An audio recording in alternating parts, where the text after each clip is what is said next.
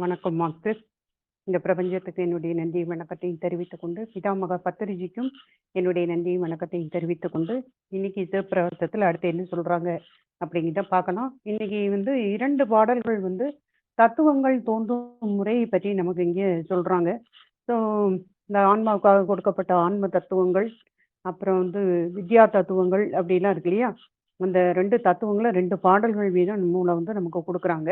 இன்னைக்கு வந்து வித்யா தத்துவங்களை பற்றி நமக்கு சில விஷயங்களை சொல்லியிருக்காங்க.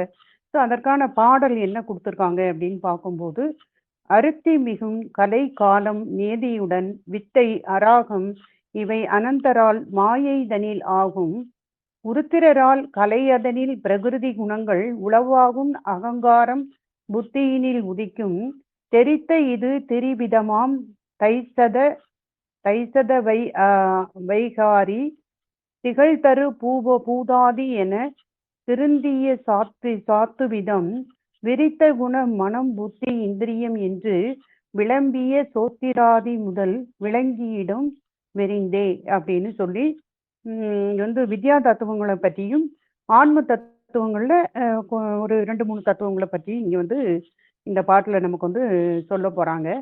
அதாவது இந்த அசுத்த மாயையிலிருந்து இப்போ வந்து நமக்கு மாயை அப்படின்னு சொல்லும்போது 2 பகுதிகளை கொண்டதா இருக்கு. சுத்த மாயை, அசுத்த மாயை. அந்த அசுத்த மாயினுடைய ஒரு பகுதி தான் வந்து பிரகிருதி மாயையா வருது அப்படிங்கிறது நமக்கு தெரியும். அப்ப இப்ப வந்து இந்த வித்யா தத்துவங்கள் அப்படிங்கிறது அசுத்த மாயையிலிருந்து நமக்கு வந்து கொடுக்கப்பட்டிருக்கு. ஓகேங்களா? அப்ப இந்த அசுத்த மாயையிலிருந்து அனந்த தேவரினுடைய செயலால் கலை, காதம், நியதி, அந்த கலையிலிருந்து வித்தை, அராகம் ஆகிய 5ம் தோன்றும் அப்படின்னு சொல்றாங்க. அப்ப அந்த அசுத்த மாயையிலிருந்து அனந்த தேவரினுடைய செயலால், அவர் தான் அனந்த தேவர் தான் நமக்கு வந்து செயல்படுத்துறாங்க. எதெல்லாம்? அந்த அசுத்த மாயையிலிருந்து வரக்கூடிய தத்துவங்கள் கலை, காலம், நியதி, அந்த கலையிலிருந்து வித்தை, அராகம் அப்படிங்கிற 5ம் தோன்றும் அப்படின்னு வந்து அவங்க சொல்றாங்க மாஸ்டர். அப்ப இதுல என்னன்னு பார்க்கும்போது, இப்போ வந்து ஆன்மா அப்படிங்கும்போது அதுக்கு வந்து அறிதல், அதை விரும்புதல், அப்புறம் வந்து முயலுதல் அப்படிங்கிற அந்த முத்திறனுமே அந்த உயிருக்கு வந்து இயல்பாக உள்ளது. எந்த ஒன்றினையும் அறிதல், அதனை விரும்புதல், அதற்காக முயலுதல் அப்படிங்கிற அந்த முத்திறனும் உயிருக்கு வந்து இயல்பாக உள்ளது. அப்ப இந்த உயிருக்கு அமைந்த இந்த 3னுள் அறியும் திறன் வந்து ஞானாசக்தி அப்படின்னு நம்ம சொல்றோம்.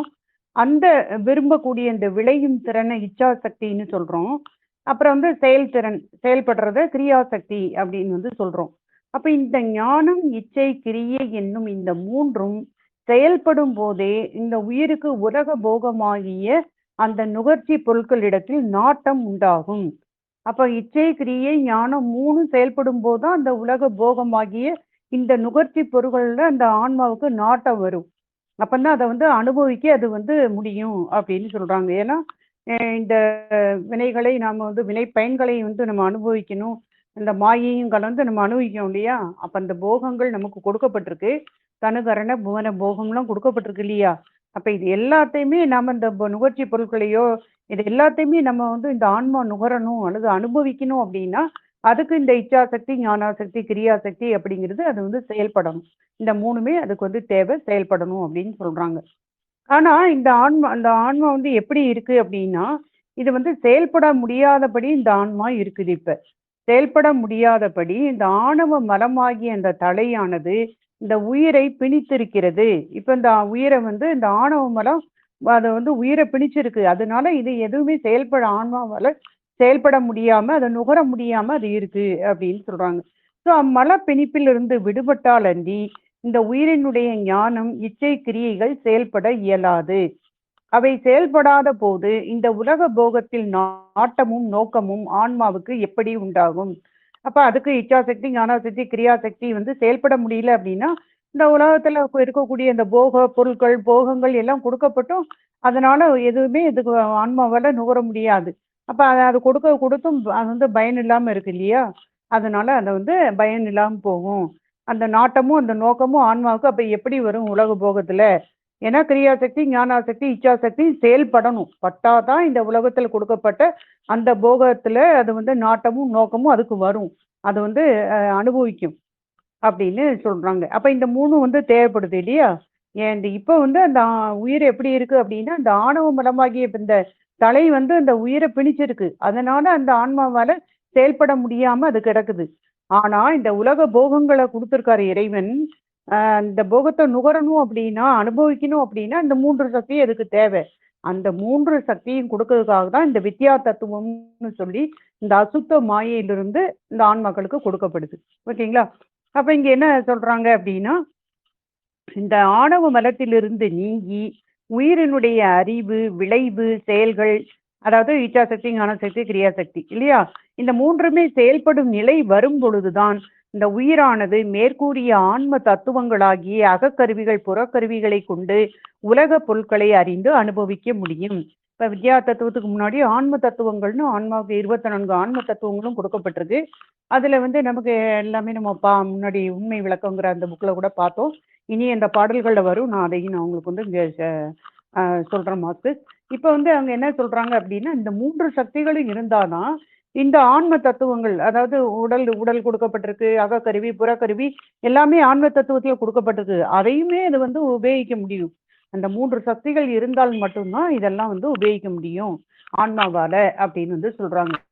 ஆகவே உயிரினது அறிவு, இச்சை செயல்களை ஆணவ மல பிடிப்பிலிருந்து விடுவித்து, அப்ப அந்த உயிரினது அறிவு, இச்சை செயல்களை, அதாவது 3 சக்திகளையும், ஞானாசக்தி, இச்சாசக்தி, கிரியாசக்தி அப்படிங்கிற 3 சக்தியையும் இந்த ஆணவ மல பிடிப்பிலிருந்து விடுவித்து உலக நுகர்ச்சியில் ஈடுபடுத்துவதாகிய அந்த உதவியை செய்வதற்கு சில கருவிகள் இன்னும் தேவைப்படுது. ஆன்ம தத்துவம் மட்டும் இல்ல, இனியும் சில கருவிகள், சில தத்துவங்கள் ஆன்மாவுக்கு தேவைப்படுது அப்படின்னு சொல்றாங்க. ஏன் அப்படின்னா, அந்த உயிர் வந்து ஆணவ மலத்தால தலையில பிடிக்கப்பட்டிருக்கு. அது வந்து கட்டப்பட்டிருக்குன்னு வச்சுக்கோங்க.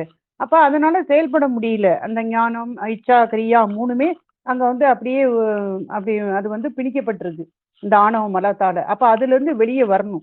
வந்தாதான் உலக நுகர்ச்சியில இது ஈடுபட முடியும். அதுக்காக இன்னும் சில தத்துவங்கள் தேவைப்படுது, சில கருவிகள் தேவைப்படுது. அதுதான் வித்யா தத்துவம் சொல்லி அசுத்த மாயையிலிருந்து கொடுக்கப்படுது. அதுக்காக அப்படின்னு வந்து சொல்றாங்க. ஓகேங்களா மாஸ்டர்? அப்போ இந்த 24 தத்துவங்களுக்கு மேல் உயிருக்கு உதவும் கருவிகளாக 7 தத்துவங்கள் அங்கு வந்து கொடுக்கப்படுகின்றன. அப்ப 24 ஆன்ம தத்துவங்களுக்கு மேல இன்னும் சில தத்துவங்கள், அதாவது வித்யா தத்துவம்னு சொல்லி 7 தத்துவங்களும் இந்த ஆன்மாவுக்கு கொடுக்கப்படுது. அவை வந்து என்ன அப்படின்னு பார்க்கும்போது, பிரகிருதியிலிருந்து அவை தோன்றுவன அல்ல, பிரகிருதிக்கு மேலே உள்ள அந்த அசுத்த மாயையிலிருந்து தோன்றுவனமாகும். அப்ப இந்த வித்யா தத்துவம் எல்லாமே அசுத்த மாயையிலிருந்து தான் கொடுக்கப்படுது.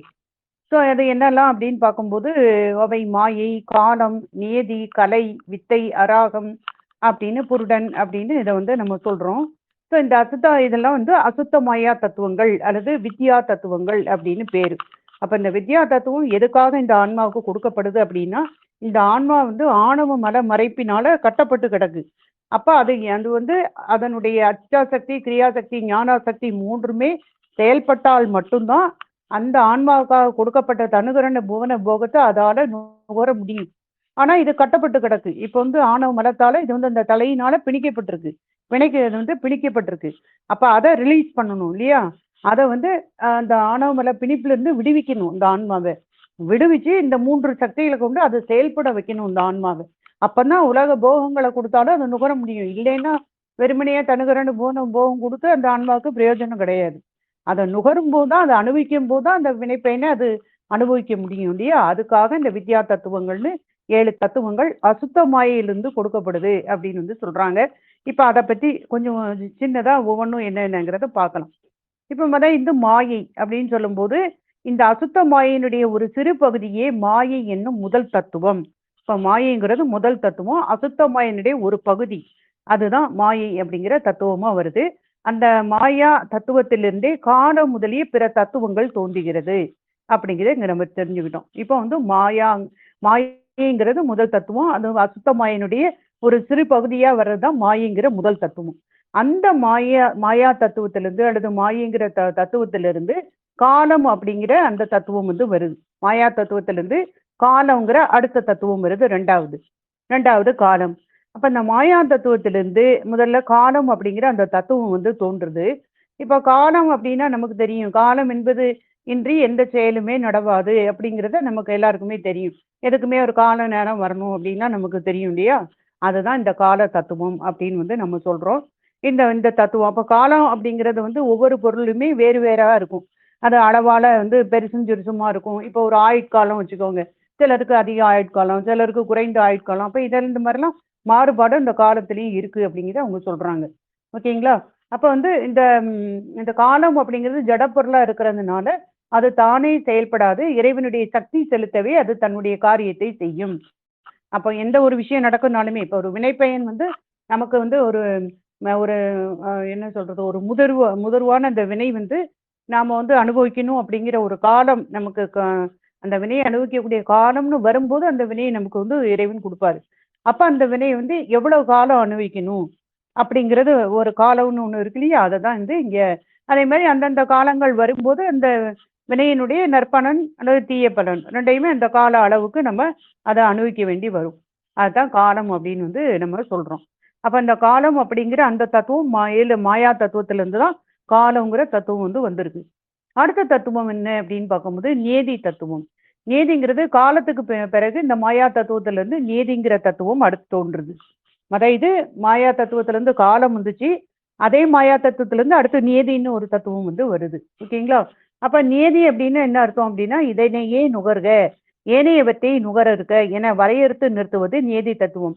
இதைத்தான் நீ வந்து அனுபவிக்கணும், இதை வந்து அனுபவிக்க வேண்டாம் அப்படிங்கிற மாதிரி அதுல சொல்றாங்க. அப்ப இந்த கட்டு நிலையில இறைவனது சக்தி தானே நேராக எதனையும் செய்யாது. ஏதேனும் ஒரு கருவியை கொண்டு அதன் வழியாகவே அந்த இறைவன் வந்து செய்றாரு அப்படின்னு வந்து சொல்றாங்க. அப் அந்த நியதி வந்து வினை பயன்களை வந்து அவ்வவ் உயிர்களே நுகரும்படி செய்யும். அதாவது யாரு எந்த வினையை செஞ்சாங்களோ, அந்த வினை யாரு செஞ்சாங்களோ, அவங்க தான் அந்த வினையினுடைய பயன்களை அவங்க தான் அனுபவிக்கணும். இல்லையா? அவ்வவ் உயிர்களே அவ்வவ் உயிர்கள் செய்த பயனை, வினை பயனை வந்து அவ்வவ் உயிர்கள் தான் அனுபவிக்கிறது தான் இங்க நீதி தத்துவம் அப்படின்னு. அதான சட்டம். நமக்கு தெரியும் இல்லையா? ஒருத்தர் தப்பு பண்ணாங்க, ஒரு வினை செஞ்சாங்கன்னா, அதுக்குள்ள வினை பயனை எந்த ஆன்மா செஞ்சா அந்த உயிர்கள் தான் அதை அனுபவிக்கும். அதுதான் நீதி தத்துவம் அப்படின்னு இங்கே சொல்லப்படுது. அடுத்து என்ன சொல்றாங்க அப்படின்னா, இந்த இது வந்து நீதி தத்துவம். அடுத்தது கலை அப்படிங்கிற தத்துவம் மாயா தத்துவத்துல இருந்து தான் வருது. இப்போ மாயா தத்துவத்துல இருந்து முதல்ல என்ன வந்தது? நமக்கு வந்து காலம் அப்படிங்கிற ஒரு தத்துவம் வந்தது. அடுத்து மாயா தத்துவத்துல இந்த நியதி வந்திருக்கு. அதே மாயா தத்துவத்துல இருந்து கலைங்கிற தத்துவமும் அடுத்து வருது. இந்த கலை அப்படிங்கிற தத்துவம் அப்படின்னு சொல்லும்போது, இப்போ முதல்ல நம்ம வந்து பார்த்தோம் இல்லையா? இந்த நீதி தத்துவம். இந்த நீதி தத்துவத்துல வந்து என்ன சொல்றாங்க அப்படின்னா, ஆம், அதாவது இந்த ஆணவ மலமறைப்பிலிருந்து இந்த ஆன்மாவை வந்து விடுபட்டு அதை வந்து தொழிற்பட செய்யணும் அப்படிங்கிறதுக்காக அதை வந்து தொழிற்படுவதற்காக வேறு பல கருவிகளை வந்து கொடுக்குறாங்க அப்படின்னு பார்த்தோம்ல. அதுல இந்த கலை வித்தை அராகம் அப்படிங்கிற 3 கருவிகள் கொடுக்கப்படுது. ஆணவ மறைப்பிலிருந்து அந்த ஆன்மாவை விடுபட்டு, அதாவது என்ன சொல்றது, அதை வந்து விடுபட வச்சு அதை தொழிற்பட வைக்க செய்யணும் அப்படிங்கிறதுக்காக இந்த 3 தத்துவங்கள் கொடுக்கப்படுது. கலை வித்தை அராகம் அப்படிங்கிற 3 கருவிகள் கொடுக்கப்படுது. அதுலதான் இந்த கலை தத்துவம் இப்ப நம்ம பார்க்கிறோம். இந்த கலை அப்படிங்கிற தத்துவம் மாயா தத்துவத்திலிருந்து தான் நமக்கு வந்து வந்திருக்கு. அப்ப இந்த கலைங்கிற தத்துவத்துல என்ன அப்படின்னா, இந்த ஆணவ மறைப்பை சிறிது நீக்கி இந்த ஆன்மாவுடைய கிரியா சக்தியை வந்து எழுப்பி தொழிற்பட செய்தலாகும். இப்ப நம்ம மேலே பார்த்தோம், ஒரு ஆன்மான்னு இருந்துச்சுன்னா அதனுடைய கிரியாசக்தி, ஞானாசக்தி, இச்சாசக்தி 3ம் தொழில்படுத்தப்பட்டால்தான் அந்த ஆணவ மறைப்பிலிருந்து அதை நீக்கி இந்த 3 சக்திகளை கொண்டு அது தொழிற்பட்டால் மட்டும்தான் அது வந்து போகங்களை நுகர முடியும் அப்படின்னு பார்த்தோம். இப்ப ஆணவ மரத்தால அதை கட்டுண்டு கிடக்கு. இப்ப அதை வந்து ரிலீஸ் பண்ணணும். அந்த ஆன்மாவை அந்த ஆணவ மலத்திலிருந்து விடுபட செஞ்சு ஒவ்வொரு சக்தியை கொடுத்து அதை தொழிற்படுத்த பண்ணணும் அதை. அப்ப இந்த கலைங்கிற தத்துவத்துல அந்த ஆன்மாவினுடைய கிரியா சக்தியை முதல்ல தட்டி எழுப்புறாங்க. ஓகேங்களா? கிரியா சக்தியை முதல்ல எழுப்பி தொழிற்பட செய்யறாங்க. ஆன்மாவினுடைய கிரியா சக்தியை, அதான் நமக்கு தெரியும் இல்லையா? கிரியா சக்தினா செயல்படுறது தான் கிரியா சக்தி. அதை வந்து முதல்ல தொழிற்பட வைக்கிறதுக்கு இந்த கலைங்கிற தத்துவம் கொடுக்கப்படுது. ஓகேங்களா? அந்த கலை அப்படிங்கிற தத்துவம் மாயா தத்துவத்துல இருந்து தான் வந்திருக்கு. அப்ப இந்த மாயா தத்துவத்துல இருந்து முதல்ல காலங்கிற தத்துவம் வந்துச்சு. அப்புறம் மாயா தத்துவத்துல இருந்து நியதி வந்துச்சு. அப்புறம் மாயா தத்துவம் வந்து கலையும் வந்திருக்கு. ஓகேங்களா? இந்த கலை தத்துவத்துல இப்ப காலம் அப்படின்னா எந்தெந்த காலம் நமக்கு அந்த வினை பயனை வந்து அனுபவிக்கணும்னு இருக்கோ, அந்தந்த காலத்துல அந்த வினையினுடைய பயனை நாம நன்மை தீமை 2யுமே அனுபவிப்போம். எவ்வளவு காலத்துக்கு அனுபவிக்கணுமோ அவ்வளவு காலத்துக்கு, எப்ப அனுபவிக்கணுமோ எந்த காலத்துல அனுபவிக்கணுமோ எவ்வளவு காலம் அனுபவிக்கணும், அந்த 2 பாயிண்ட்டுமே கால தத்துவத்துல வரும். அதுக்காக அந்த தத்துவம் கொடுக்கப்பட்டிருக்கு. நீதி தத்துவம் அப்படின்னு சொல்லும்போது வினை யாரு செஞ்சாலும் அந்தந்த உயிர்களை தான் இந்த வினை பயன் அனுபவிக்கணும், அது நீதி. 3வது கலை அப்படின்னு சொல்லும்போது இந்த ஆணவ மனமறைப்பை சிறிது நீக்கி ஆன்மானுடைய கிரியா சக்தியை முதலில் எழுப்பி தொழிற்பட செய்யறது தான் கலை அப்படிங்கிற தத்துவம் அப்படிங்கிறத இங்க சொல்றாங்க. அடுத்தது என்ன சொல்றாங்க அப்படின்னு பார்க்கும்போது இந்த கலை தத்துவத்திலிருந்து அடுத்தது வித்தையிலிருந்து அராகமும் ஆகிய அடுத்த தத்துவங்கள் வருது. இப்ப நம்ம என்ன பார்த்தோம், இந்த கலை அப்படிங்கிற தத்துவத்துல ஆன்மானுடைய கிரியா சக்தியை தொழிற்பட வைக்கிறாங்க. இப்ப வித்தை அப்படிங்கிற தத்துவத்துல என்ன நடக்குது அப்படின்னா, இந்த வித்தை என்ற அந்த கருவி ஆணவமல சக்தியை சிறிது அடக்கி ஆன்மானுடைய ஞான சக்தியை எழுப்பி விடுது. அதுக்காக இந்த வித்தைங்கிற அந்த தத்துவம் கொடுக்கப்பட்டிருக்கு. ஞான சக்தியை தொழிற்பட செய்யறாங்க. ஓகேங்களா, அது வித்தை தத்துவம் அப்படின்னு சொல்றாங்க. அடுத்தது என்ன அப்படின்னு பார்க்கும்போது என்ன அப்படின்னா, அதாவது இந்த அடுத்தது இந்த வித்தை தோன்றிய பிறகு அந்த வித்தையிலிருந்து அராகம் அப்படிங்கிற அடுத்த தத்துவம் தோன்றுது. அந்த அராகம் அப்படிங்கிறது அந்த கருவி ஆன்மானுடைய இச்சா சக்தியை எழுப்பும் அப்படின்னு சொல்றாங்க. ஓகேங்களா, அப்ப கலை அப்படிங்கிற தத்துவம் இந்த ஆன்மாவை ஆணவமட பிணிப்பிலிருந்து கொஞ்சம் நீக்கி விட்டு அந்த ஆன்மாவுக்கு எந்த சக்தியை கிரியேட் பண்ணுது, அதை தொழிற்பட செய்யுது அப்படின்னா கிரியா சக்தியை தொழிற்பட செய்யுது. அதே மாதிரி வித்தை அப்படிங்கிறது அடுத்த கலையிலிருந்து வித்தைங்கிற தத்துவம் தோன்றுது. அந்த வித்தை தத்துவம் அந்த ஆன்மானுடைய ஞான சக்தியை தொழிற்படுத்த வைக்கி. அடுத்த வித்தையிலிருந்து அராகங்கிற தத்துவம் வருது. அந்த அராகங்கிற தத்துவம் அந்த ஆன்மானுடைய இச்சா சக்தியை தொழிற்பட செய்யுது. இந்த 3 சக்தியை செயல்படுத்த அதை அந்த 3 சக்தியை எழும்பி அந்த தொழிற்பட்டால் மட்டும்தான் அதுக்காக கொடுக்கப்பட்ட போக அது எல்லாமே அந்த ஆன்மாவால நுகர முடியும், இல்லைன்னா முடியாது. அதனால இந்த வித்யா தத்துவங்கள் அந்த ஆன்மா தத்துவங்கள் மட்டும் போதாது, வித்யா தத்துவங்களும் ஆன்மாக்களுக்கு கொடுக்கப்படுது கொடுக்கப்படுதுன்னு சொல்றாங்க. ஓகே மாஸ்டர்ஸ், அப்ப இது இந்த 5 தத்துவங்கள் இங்க இருக்கு இல்லையா, அதாவது காலம், நீதி, அப்புறம் கலை, வித்தை, அராகம் அப்படிங்கிற இந்த 5 தத்துவங்கள் இருக்கு இல்லையா. இந்த 5 தத்துவங்களும் என்ன சொல்றாங்க அப்படின்னா, அதாவது 5 கருவிகளும் ஆன்மாவுக்கு இன்றியமையாததாய் ஆன்மாவோடு எப்பொழுதும் நீங்காமல் ஒரு சட்டை போல ஒன்றாய் ஒட்டியே இருக்கும். அதனால் அவை பஞ்ச கஞ்சுகம் அப்படின்னு பேரு. இந்த 5ம் சட்டை மாதிரி அத எப்பவுமே ஆன்மாவை சட்டை மாதிரி ஒட்டி இருக்கும், ஒன்றாய் ஒட்டியே இருக்கும் அப்படின்னு சொல்றாங்க. அதனால அது பேர் பஞ்ச கஞ்சுகம் அப்படின்னு சொல்றாங்க. கஞ்சுகம்னா சட்டைன்னு அப்படின்னு அர்த்தம். அதனால இந்த 5 சட்டைகளையும் அணிஞ்சு இருக்கக்கூடிய நிலையில அந்த ஆன்மா புருடன் அப்படின்னு பெயர் பெறுது. ஓகேங்களா, இந்த 5 அதாவது காலம், நியதி, கலை, வித்தை, அராகம் அப்படிங்கிற அந்த 5 தத்துவங்கள் அல்லது 5 கருவிகள் எல்லாம் ஒண்ணுதான். இந்த 5 தத்துவங்களையும் போர்வை மாதிரி சட்டை மாதிரி அது போட்டி இருக்கு. ஓகேங்களா, இப்போ ஒன்றாய் அந்த ஒன்னா அந்த சட்டை மாதிரி ஒன்றாய் ஒட்டியே அந்த ஆன்மாவோடு ஒட்டியே ஒரு சட்டை மாதிரி இருக்கிறதுனால அதுக்கு பேரு கஞ்சுகம், பஞ்ச கஞ்சுகம் அப்படின்னு சொல்றாங்க. கஞ்சுகம்னா சட்டைன்னு அர்த்தம். அப்ப இந்த 5 சட்டைகளையும் இந்த 5 தத்துவங்களை சட்டையா அது எப்பவும் அது ஒட்டியே போட்டே இருக்கு, அது இந்த ஆன்மாவை சுற்றியே இருக்கு, ஒட்டியே இருக்கு. அதனால இந்த 5 சட்டைகளையும் அணிந்து நிற்கக்கூடிய அந்த நிலையில ஆன்மா புருடன் என பெயர் பெறும் அப்படின்னு சொல்றாங்க. ஓகே மாஸ்டர்ஸ், அப்ப இதுதான் வித்யா தத்துவங்களை பற்றி நீங்க இந்த பாட்டுல கொடுத்தத இங்க சொல்லியிருக்காங்க. அப்ப அசுத்த மாயையிலிருந்து தான் இந்த வித்யா தத்துவங்கள் அனந்த தேவனுடைய செயலால் இங்க அசுத்த மாயையிலிருந்து தான் இந்த வித்யா தத்துவங்கள் கொடுக்கப்படுது.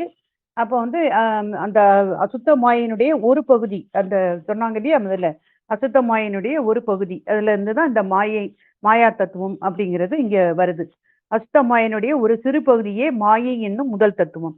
அதுக்கு பேர்தான் இந்த மாயா தத்துவத்துல இருந்து தான் காலம், அதே மாதிரி அந்த மாயை தத்துவத்துல இருந்து நீதி, மாயா தத்துவத்துல இருந்து கலை அப்படிங்கிற வந்துட்டு அதுக்கப்புறம் கலையில இருந்து வித்தை வருது, வித்தையில இருந்து அராகம் வருது. அப்ப இந்த 5 சட்டைகளையும் அந்த ஆன்மா அந்த ஒரு சட்டை மாதிரி போத்தி இருக்கு.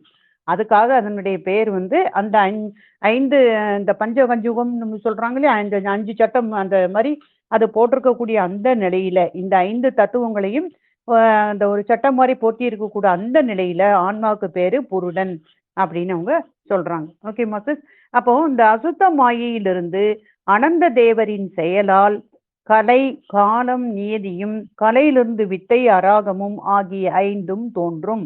அப்ப இந்த 5 தத்துவங்கள், இந்த 7 தத்துவங்கள், அது வந்து மாயா தத்துவம் முறையுது. மற்ற 5 அதுல என்னங்கிறத நம்ம பார்த்தோம். காலம், நீதி, கலை, வித்தை, அராகம். இந்த 5 இதை போட்டனால அந்த ஆன்மாவுக்கு பேரு புருடன். மொத்தம் 7. ஆனா 7வது புருடன்கிறது ஒரு தத்துவம் கிடையாது, அதனுடைய பேரு அவ்வளவுதான். ஓகேங்களா? அப்ப இந்த எங்க என்ன சொல்றாங்க, அடுத்தது என்ன சொல்றாங்கன்னா, ஸ்ரீகண்ட ருத்ரரின் செயலால் கலை தத்துவத்திலிருந்து மூல பிரகிருதியும் அதிலிருந்து குணத்தத்துவமும் தோன்றும் அப்படின்னு வந்து சொல்றாங்க. அடுத்தது இந்த ஆன்ம தத்துவத்தை பத்தி சொல்ல போறாங்க. இப்ப வித்யா தத்துவத்தை பத்தி சொல்லிட்டாங்க. அடுத்தது அந்த ஆன்ம தத்துவம் இருக்கு இல்லையா, அதை பத்தி கொஞ்சம் விஷயங்களை இங்க வந்து நமக்கு ஷேர் பண்றாங்க. என்னன்னு பார்த்தோம் அப்படின்னா, அந்த எப்படி வந்து அனந்த தேவர் வந்து அந்த அசுத்த மாயிலிருந்து வித்யா தத்துவத்தை வந்து கொடுத்தாங்களோ, அதே மாதிரி அந்த ஸ்ரீகண்ட ருத்திரர் இருக்கார் இல்லையா, அவருடைய செயலால இந்த கலை தத்துவத்திலிருந்து மூல பிரகிருதியும் அதிலிருந்து குணத்தத்துவமும் தோன்றும் அப்படின்னு வந்து சொல்றாங்க. ஓகேங்களா? அப்ப ஸ்ரீகண்ட ருத்திரனுடைய செயலினால இந்த கலைன்னு நம்ம ஒண்ணு பார்த்தோமே, கலையிலிருந்து வித்தை வருது, வித்தையிலிருந்து அராகம் வருதுன்னு வித்யா தத்துவத்துல பார்த்தோம் இல்லையா, அந்த கலையிலிருந்து தான் பிரகிருதி மாயை தோன்றுது. அந்த பிரகிருதி மாயைக்கு பேரு மூல பிரகிருதி அப்படிம்பாங்க. அப்ப அந்த கலையிலிருந்து தான் மூல பிரகிருதி அப்படிங்கிறது தோன்றுது. அதுல இருந்து குணத்தத்துவம் தோன்றுது. ஓகேங்களா? அந்த குணத்தத்துவத்திலிருந்து தோன்றிய புத்தி தத்துவத்திலிருந்து நமக்கு அகங்கார தத்துவம் தோன்றும். அகங்கார தத்துவம் 3 அகங்காரமாக இருக்கு. இந்த அகங்கார தத்துவம் தைசத அகங்காரம், வைகாரி அகங்காரம், பூதாதி அகங்காரம் என 3 வகையாகும். அவற்றுள் தைசத அகங்காரத்திலிருந்து சாத்விக குணத்திற்கு உரிய மனமும் செவி முதலாகிய ஞானேந்திரியம் 5ம் தோன்றும் அப்படின்னு வந்து இங்கே சொல்றாங்க. ஓகேங்களா? அப்ப இதுல என்ன அப்படின்னு பார்க்கும்போது, இங்க மூல பிரகிருதி அப்படிங்கிறது இந்த கலை தத்துவத்திலிருந்து தான் இந்த மூல பிரகிருதி அப்படிங்கிறது தோன்றுது. அதாவது பிரகிருதி மாயை, மூல பிரகிருதினா பிரகிருதி மாயையை குறிக்கி, அது ஸ்ரீகண்ட ருத்தரனுடைய செயல்னால இந்த கலை தத்துவத்திலிருந்து பிரகிருதி மாயை தோன்றி, அந்த பிரகிருதி மாயிலிருந்து தான் குணத்தத்துவம் தோன்றுது. அந்த குணத்தத்துவத்திலிருந்து தோன்றிய அந்த குணத்தத்துவத்திலிருந்து தோன்றிய புத்தி தத்துவம் வருது. அதுல இருந்து அகங்கார தத்துவம் அப்படிங்கிறது தோன்றுது அப்படின்னு சொல்றாங்க. ஓகேங்களா? இது எல்லாமே நம்ம வந்து ஆன்ம தத்துவங்களை நம்ம வந்து பார்த்த விஷயங்கள் தான். அதை வந்து என்ன சொல்றாங்க அப்படின்னா, இப்ப வந்து பிரகிருதி மாயையிலிருந்து தோன்றக்கூடிய ஆன்ம தத்துவங்களை பற்றி உள்ள விஷயங்களை தான் இங்க சொல்றாங்க. அப்ப இங்க என்ன அப்படின்னு சொல்றாங்க, கலை கலை தத்துவத்திலிருந்து மூல பிரகிருதியும் அதிலிருந்து குணத்தத்துவமும் தோன்றும். அப்ப இந்த குணத்தத்துவத்துக்கு பேர் தான் சித்தம் அப்படின்னு நம்ம சொல்றோம். ஓகேங்களா? அப்ப மூல பிரகிருதியிலிருந்து, கலையிலிருந்து மூல பிரகிருதி அல்லது பிரகிருதி மாயை தோன்றுது. அந்த பிரகிருதி மாயிலிருந்து தான் குணத்தத்துவம் தோன்றுது. குணத்தத்துவம்னா இதுல சித்தம் அப்படிங்கிறத குறிக்கி, சித்தம்னு அந்த கரணங்கள்ல சித்தம்னு ஒண்ணு இருக்கு இல்லையா, அதை சொல்லுது. அடுத்தது குணத்தத்துவம். அந்த குணத்தத்துவத்துல இருந்தது தோன்றிய புத்தி தத்துவம். அப்ப இந்த புத்தி தத்துவம் என்னது, குணத்தத்துவத்துல இருந்துதான் புத்தி தத்துவம் தோன்றியிருக்கு. அந்த புத்தியில எப்படி இருக்கும் அப்படின்னா, சாத்வீக குணம் வந்து மிகுதியாகவும் ஏனைய 2 குணங்களும் குறைவாக இருக்கும். அப்ப புத்தி தத்துவம் குணத்தத்துவம் அல்லது சித்தம் அப்படின்னா, அந்த சித்தம் அல்லது குணத்தத்துவத்துல 3 குணங்களுமே வந்து சமமா இருக்கும், சமமாய் நிற்கக்கூடிய நிலையில இருக்கும். அதுக்கு பேரு குணத்தத்துவம் அல்லது சித்தம் அப்படிங்கிற அந்த கரணம் அப்படின்னு வந்து சொல்லுவாங்க. இந்த 3ம் சம அளவுல இருக்கக்கூடிய அந்த குணத்தத்துவம்னு சொல்றோமே, அதுல இருந்துதான் புத்திங்கிற தத்துவம் தோன்றுது. ஆனா இந்த புத்திங்கிற தத்துவத்துல எப்படி இருக்கும் அப்படின்னா, இங்க வந்து சாத்விய குணம் வந்து அதிகமாகவும் மற்ற 2 குணங்கள் குறைவாகவும் இருக்கும் அப்படிங்கிறத இங்க புத்தி தத்துவத்துல தெரிஞ்சுக்கணும்.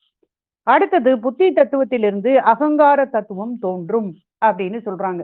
அப்ப இந்த புத்தி வந்து தோன்றுது இல்லையா, இந்த புத்தி தத்துவத்திலிருந்து அகங்காரங்கிறது தோன்றுது. அகங்காரங்கிற அந்த கரணங்கள்ல 4 இருக்கு இல்லையா, அதாவது மனம், புத்தி, சித்தம், அகங்காரம் அப்படிங்கிற 4 இருக்கு.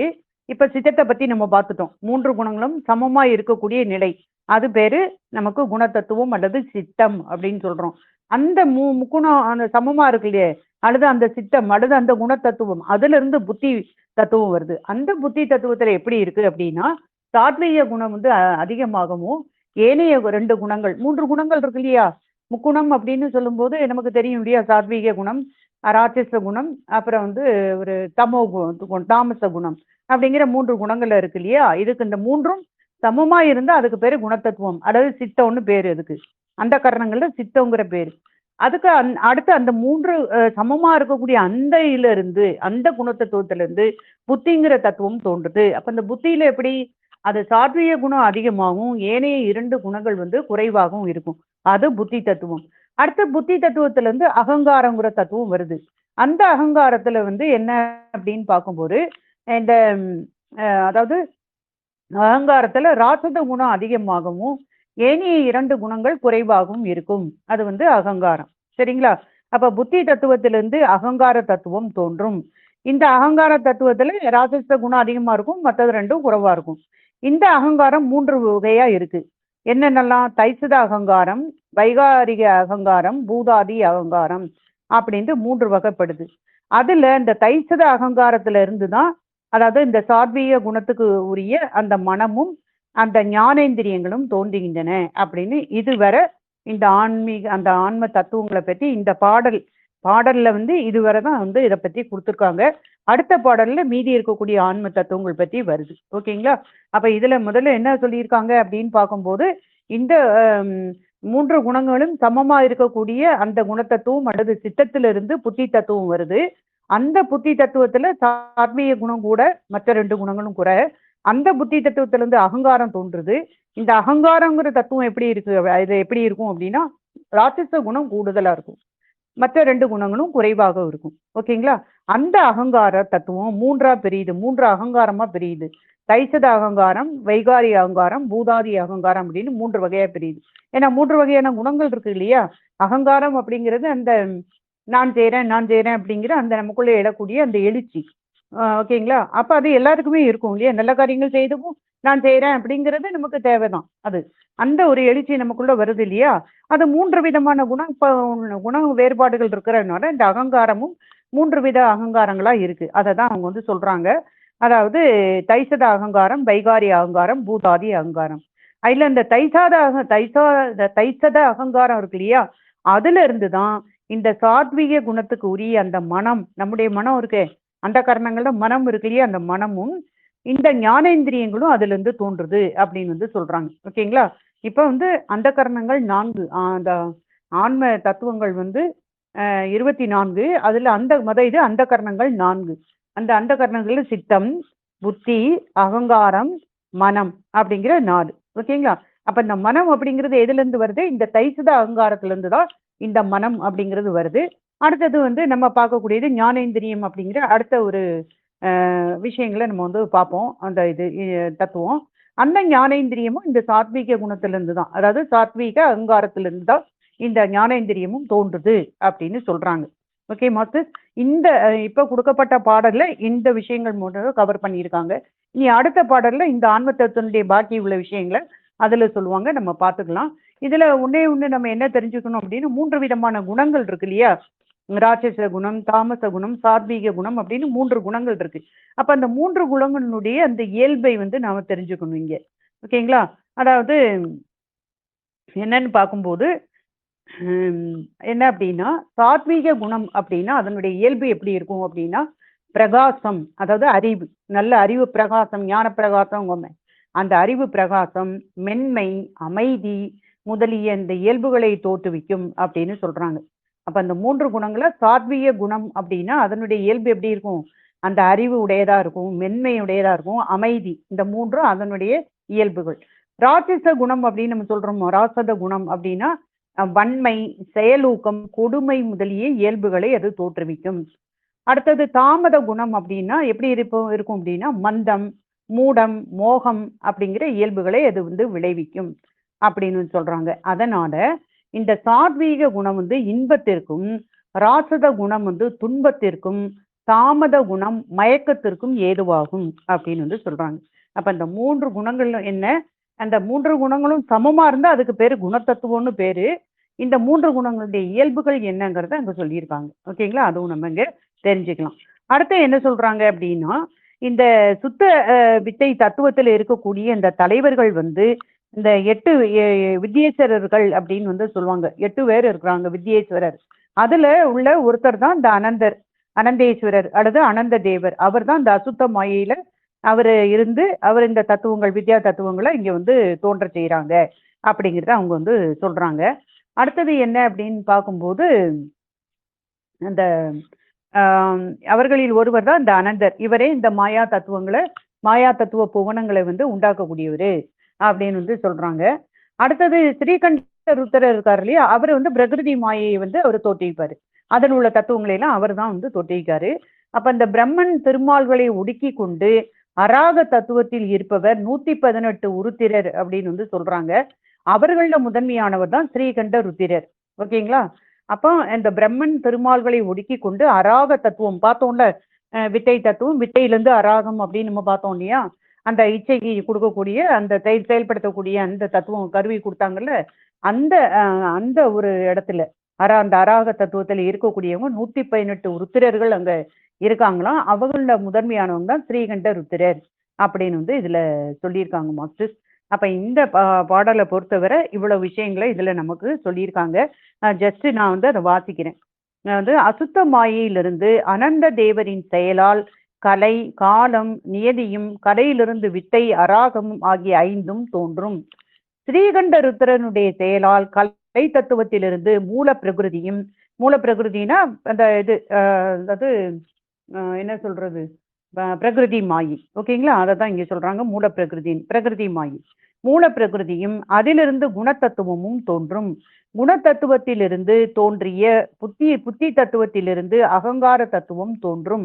அகங்கார தத்துவம் தைசத அகங்காரம், வைகாரி அகங்காரம், பூதாதி அகங்காரம் என 3 வகையாகும்.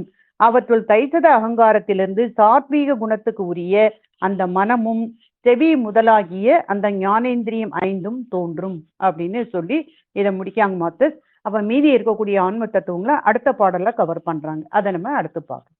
நன்றி மாஸ்டர்ஸ்.